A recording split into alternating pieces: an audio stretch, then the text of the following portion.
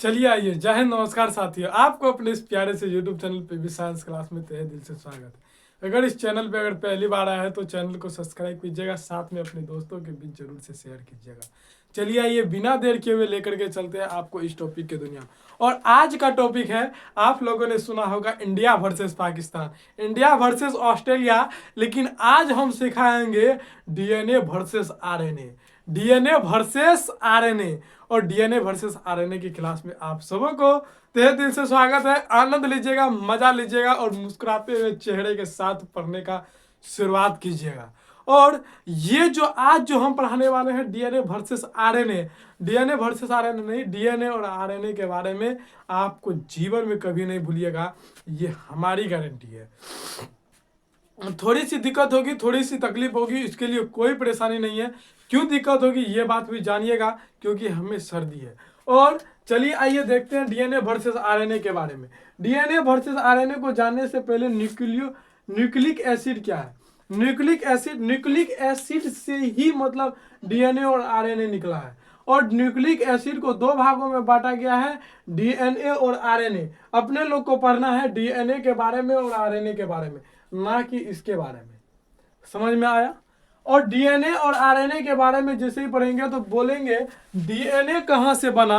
तो डीएनए के बारे में आइएगा तो आइएगा पहले सेल में। डीएनए होता कहाँ है, तो मतलब सेल में होता है। और सेल के कहाँ पे होता है, तो न्यूक्लियस में होता है। न्यूक्लियस में होने के कारण ही इसका नाम क्या पड़ा था, न्यूक्लिक एसिड। न्यूक्लिक एसिड क्योंकि न्यूक्लियस में अम्ल भी होता है। इतना चीज समझने में किसी को दिक्कत, देखिए कितना कॉम्प्लिकेटेड तरीके से हम समझाने का आपको प्रयास करते हैं। और देखिएगा, और यहाँ पे न्यूक्लियस में क्या पढ़ाया जाता है, डीएनए और आरएनए। और डीएनए क्या होता है, डीएनए और कहाँ कहाँ पाया जाता है, इन चीज़ों के बारे में चर्चा कीजिएगा। तो न्यूक्लियस में पाया जाता है, माइटोकॉन्ड्रिया में पाया जाता है, उसके बाद तीसरा पाया जाता है क्लोरोप्लास्ट। क्लोरोप्लास्ट कहाँ पे, पेड़ पौधा में। अब ये डीएनए का कार्य क्या होता है, डीएनए एक प्रकार का गुणसूत्र है, डीएनए को ही अपने लोग क्या कहते हैं, गुणसूत्र कहते हैं। और ये डीएनए कैसे बना, डीएनए कैसे बना, तो गुणसूत्र को ही जब खींचा, गुणसूत्र को ही जब खींचा तो ये डीएनए बना। और जब डीएनए को जब खींचा तो जीन बना, जीन बना। और एक बार याद रखिएगा, इस डीएनए को पहली बार खोजा कौन, खोजा कौन, तो इसको खोजा था कौन, कार्लसबर्ग। कौन खोजा था, कार्लसबर्ग। इसको याद रखिएगा, डीएनए के खोजकर्ता कौन है, तो कार्लसबर्ग। लेकिन कार्लसबर्ग ने इसके बारे में कुछ भी चर्चा नहीं किया। क्या किया, कुछ भी चर्चा नहीं किया। और डीएनए की संरचना कैसी होती है, तो डबल हेलिक्स होती है। डबल हेलिक्स कहने का मतलब, डबल हेलिक्स मतलब ये एक दूसरे के ऊपर, यहाँ पे देख रहे हैं, एक ऐसे है, दूसरा लाइन ऐसे है, हाँ? इसी को कहते हैं डबल हेलिक्स। बल्कि आरएनए कैसा होता है, सिंगल हेलिक्स होता है, सिंगल हेलिक्स। और ये जो है, इसको जब खींचा तो डीएनए का रूप लिया, जब डीएनए को खींचा तो जीन का रूप लिया।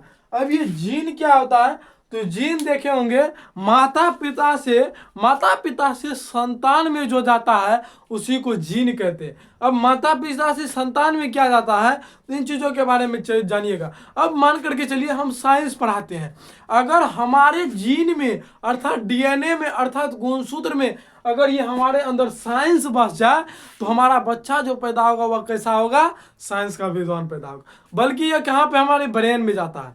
ये कितना भी साइंस कहाँ पे है, हमारे ब्रेन में है, ना कि हमारे जीन में है। और अगर जिस दिन हमारे जीन में पहुंच जाएगा उस दिन मेरा बच्चा साइंस का विद्वान पैदा होगा। समझ में आया। और बल्कि ये डीएनए मतलब ये जीन जो है, जीन ये चीज बताता है। सो मतलब अगर हमारे पास, अगर माता पिता के पास अगर 5 उंगली है तो उसके बच्चे में भी 5 ही उंगली होगा। अगर बाल अगर कपार पे है तो बाल कपार पे ही आएगा। इस चीज ये कौन निर्धारित करता है, तो जीन निर्धारित करता है। जीन निर्धारित करे, चाहे डीएनए निर्धारित करे, चाहे क्रोमोसोम निर्धारित करे, तीनों चीज क्या है, एक ही चीज है। और डीएनए के संरचना के बारे में किसने बताया था, वाटसन एवं क्रिक ने, वाटसन एवं क्रिक ने। डीएनए के संरचना के बारे में कौन बताया था, तो वाटसन एवं क्रिक ने। अब बात आती है, जब डीएनए को खींचा तो इनके बीच में भी कुछ लाइन दिखाई दिया, कुछ लाइन दिखाई दिया। इसको क्या कहते हैं, न्यूक्लियोसाइड। इसको क्या कहते हैं, न्यूक्लियोसाइड। और जब डीएनए जहां पे जो जब दो लाइन जब डबल हेलिक्स जहां पे मिलता है उसे क्या कहते हैं, उसके क्या कहते हैं, क्रोमेटिन। क्रोमेटिन कहते हैं। डीएनए जहां पे मिलता है, मतलब ये जहां पे ये दोनों मिलता है हेलिक्स, उसे क्या कहते हैं, क्रोमेटिन कहते हैं।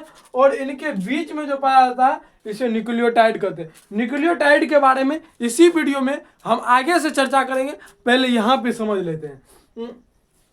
तो ये इतना समझ में आया डीएनए के बारे में। डीएनए के बारे में, डीएनए कहाँ से निकलता है, सेल से। सेल के कहाँ पे पाया जाता है, न्यूक्लियस में पाया जाता है। और कहाँ पे पाया जाता है, माइटोकॉन्ड्रिया में पाया जाता है। और माइटोकॉन्ड्रिया के अलावा कहाँ पाया जाता है, क्लोरोप्लास्ट में पाया जाता है। क्लोरोप्लास्ट में पाया जाता है। और माइटोकॉन्ड्रिया से जब डीएनए को निकाला जाता है, यह किसका रूप लेता है, क्रोमोसोम का। ये क्या है, क्रोमोसोम है। और क्रोमोसोम को जब खींचा जाता है तो वह डीएनए का रूप ले लेता है। और जब डीएनए को खींचा जाता है तो वह जीन का रूप ले लेता है।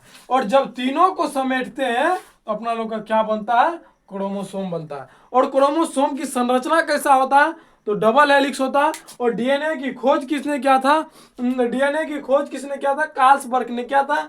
और डीएनए के संरचना के बारे में किसने बताया था, तो वाटसन एवं क्रिक ने बताया था। चलिए, इतना समझने में किसी को दिक्कत, किसी को परेशानी नहीं है दिक्कत, तो आगे की तरफ समझाते हैं। एक बार इसका स्क्रीनशॉट ले लीजिएगा। आइए देखते हैं न्यूक्लियो डीएनए। डीएनए के बारे में न्यूक्लियोटाइड। डीएनए के बारे में न्यूक्लियोटाइड। न्यूक्लियो डीएनए को दो भागों में बांटा गया है। पहला है न्यूक्लियोटाइड, दूसरा है फॉस्फेट। फॉस्फेट। अगर पूछा जाए आप लोगों को क्वेश्चन, डीएनए किस तत्वों से मिलकर बना होता है, तो डीएनए किस तत्वों से मिलकर बना होता है, तो फॉस्फेट से मिलकर बना होता है। अगर आप लोगों को अगर पूछे डीएनए किस तत्वों से मिलकर बना होता है, तो फॉस्फेट से। ना कि आप लोग मारिएगा नाइट्रोजन बेस से। नाइट्रोजन बेस तत्व नहीं है, ये एक प्रकार का क्षारीय है, बल्कि तत्व है फॉस्फेट। फॉस्फेट। अगर पूछा जाए डीएनए किस तत्वों से मिलकर बना हुआ है, तो फॉस्फेट। अगर ये पूछा जाए तो डीएनए मुख्यतः किन तत्वों से मिलकर, किन किन चीजों से मिलकर बना है, तो पहला लिखिएगा शुगर, दूसरा लिखिएगा नाइट्रोजन बेस, तीसरा लिखिएगा फॉस्फेट। बल्कि इसको भूल जाइएगा, भूल जाइएगा, भूल जाइएगा, भूल जाइएगा, भूल जाइएगा। बस इतना याद रखिएगा, शुगर, नाइट्रोजन बेस, उसके बाद फॉस्फेट। अब देखिएगा शुगर के बारे में और ये नाइट्रोजन बेस को भी दो भागों में बांटा गया है। हम यहाँ पे क्या बताया, न्यूक्लियोटाइड। न्यूक्लियोटाइड के बारे में हम अभी तुरंत बोले थे, हम आगे चर्चा करेंगे। वही है, न्यूक्लियोटाइड को दो भागों में बांटा गया, न्यूक्लियोटाइड, दूसरा है फॉस्फेट। न्यूक्लियोटाइड को दो भागों में बांटा गया। फिर और न्यूक्लियोटाइड, ये न्यूक्लियोसाइड। न्यूक्लियोसाइड को दो भागों में बांटा गया है, पहला है शुगर, दूसरा है नाइट्रोजन बेस। नाइट्रोजन बेस को भी दो भागों में बांटा गया है, पहला है प्यूरिन, दूसरा है पैरेडमिन। प्यूरिन और पैरेडमिन। प्यूरिन में दो होता है, एजीटीसी।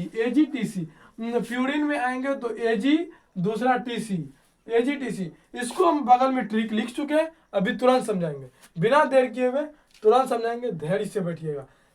याद रखिएगा, प्यूरिन में कौन कौन सा होता है, एडिनिन, ग्वानिन। एडिनिन, ए का मतलब एडिनिन, जी का मतलब ग्वानिन। दूसरा पैरेडमिन में थायमिन और साइटोसिन। ये जुड़ा किस चीज से होता है, तो हाइड्रोजन बॉन्ड से जुड़ा होता है। और देखिएगा ट्रिक में एटीजीसी। एडिनिन जुड़ा होता है थायमिन के साथ, ग्वानिन जुड़ा होता है साइटोसिन के साथ। एडिनिन थायमिन के साथ डबल बॉन्ड के द्वारा जुड़ा होता है, और ग्वानिन साइटोसिन के द्वारा ट्रिपल बॉन्ड के द्वारा जुड़ा होता है। इतना समझने में किसी को दिक्कत, किसी को परेशानी नहीं है, दिक्कत नहीं है, परेशानी तो एक बार और समझ लीजिएगा। डीएनए न्यूक्लियोटाइड को दो भागों में बांटा गया, पहला है न्यूक्लियोसाइड, दूसरा है फॉस्फेट। न्यूक्लियोसाइड को दो भागों में बांटा गया, शुगर और नाइट्रोजन बेस। और देखिएगा, अगर पूछा जाए डीएनए किस तत्वों से मिलकर बना है तो फॉस्फेट से। और अगर पूछा जाए डीएनए किन किन चीजों से मिलकर बना है, तो शुगर, नाइट्रोजन बेस, फॉस्फेट। और अगर नाइट्रोजन बेस की बात किया जाए तो नाइट्रोजन बेस को दो भागों में बांटा गया है, पहला है प्यूरिन, दूसरा है पैरेडमिन। प्यूरिन और पैरेडमिन। प्यूरिन में भी दो भाग होता है, दो चीज होता है, एडेनिन गुआनिन, और पैराडिमिन में थायमिन और साइटोसिन। और ये सब किस चीज से जुड़ा होता है, हाइड्रोजन बॉन्ड से जुड़ा होता है। और इसका ट्रिक देखिएगा याद करने का, adenine ATGC, ATGC, ATGC, eighty जुड़ा होगा डबल बॉन्ड के साथ, जीसी जुड़ा रहेगा ट्रिपल बॉन्ड के साथ। किसके ट्रिपल बॉन्ड के साथ, तो हाइड्रोजन के ट्रिपल बॉन्ड के साथ। इतना समझने में किसी को दिक्कत, किसी को परेशानी नहीं है, दिक्कत नहीं है, परेशानी, तो धैर्य बनाकर बैठिएगा। इसका एक बार स्क्रीनशॉट ले लीजिए। चलिए आइए अब जानते हैं आरएनए के बारे में। आरएनए के बारे में, आरएनए क्या है, आरएनए में देखिएगा, आरएनए में शुगर होता है, उसके बाद बेस होता है, उसके बाद रचना, उसके बाद कार्य। शुगर में कौन सा शुगर होता है, तो राइबोस शुगर होता है। और बेस में देखिएगा थायमिन के जगह यूरोसिल होता है, थायमिन के जगह यूरोसिल होता है। इन चीजों के बगैर याद रखिएगा। इसको देखिए यहाँ पे हम ट्रिक में लिखाए थे, मतलब प्यूरिन पैराडमिन में एजीटीसी। और देखिएगा ये थायमिन जैसे हटता है, इसके जगह यूरेसिल आ जाता है। और यूरेसिल आ जाता है मतलब डीएनए का ही एक रूप है थायमिन और यूरेसिल। थायमिन और यूरेसिल मतलब थायमिन जैसे हटा, अगर यूरेसिल आ गया तो ये क्या हो गया, आरएनए हो गया। अगर यूरेसिल के जगह थायमिन आ गया तो यह क्या हो गया, डीएनए हो गया। इतना चीज समझने में किसी को दिक्कत, किसी को परेशानी नहीं है, दिक्कत ना, तो धैर्य बना के रखिएगा। समझ में आ गया होगा। थायमिन के जगह यूरेसिल, थायमिन के जगह यूरेसिल आ जाता है, मतलब डीएनए में जो थायमिन होता था उसके जगह यूरेसिल आ जाता है। और यह कैसा होता है, एक कुंडली मतलब सिंगल हेलिक्स होता है, एक कुंडली सिंगल हेलिक्स होता है। और इसका कार्य क्या होता है, प्रोटीन संश्लेषण, मतलब प्रोटीन का निर्माण करना, प्रोटीन का निर्माण करना। अब प्रोटीन का निर्माण कैसे करता है, तो देखिएगा 10 अनावश्यक शरीर में रहता है प्रोटीन, 10 अनावश्यक जो है मतलब अपने शरीर में पहले से रहता है। और 10 को जो है 10 आवश्यक, ये अनावश्यक मतलब ये जरूरी नहीं था शरीर के लिए, ये आवश्यक है, ये आवश्यक 10 आवश्यक होता है। ये कहाँ से मिलता है, भोजन से मिलता है। और 10-10 मिलकर के अपने लोग को किसकी के निर्माण होता है, 20 का निर्माण होता है। 20 एमिनो एसिड मिलकर के किसका निर्माण करता है, एक प्रोटीन का निर्माण करता है। 20 एमिनो एसिड मिलकर के कितने प्रोटीन का निर्माण करता है, तो एक प्रोटीन का निर्माण करता है। ये आप लोगों को पूछेगा, 40 एमिनो एसिड मिलकर कितने प्रोटीन का निर्माण करेगा, 60 एमिनो एसिड मिलकर कितने प्रोटीन का निर्माण करेगा। इस चीज से आप लोगों को ऐसे पूछता है। धैर्य से पढ़िएगा, समझदार बन के पढ़िएगा। और समझदार तो वैसे भी आप लोग ये है। तो देखिएगा आरएनए के प्रकार, आरएनए कितने प्रकार के होते हैं, तो आरएनए 3 प्रकार के होते हैं।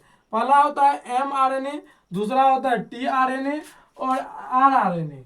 देखिएगा एमआरएनए का काम क्या होता है, पहचान करना।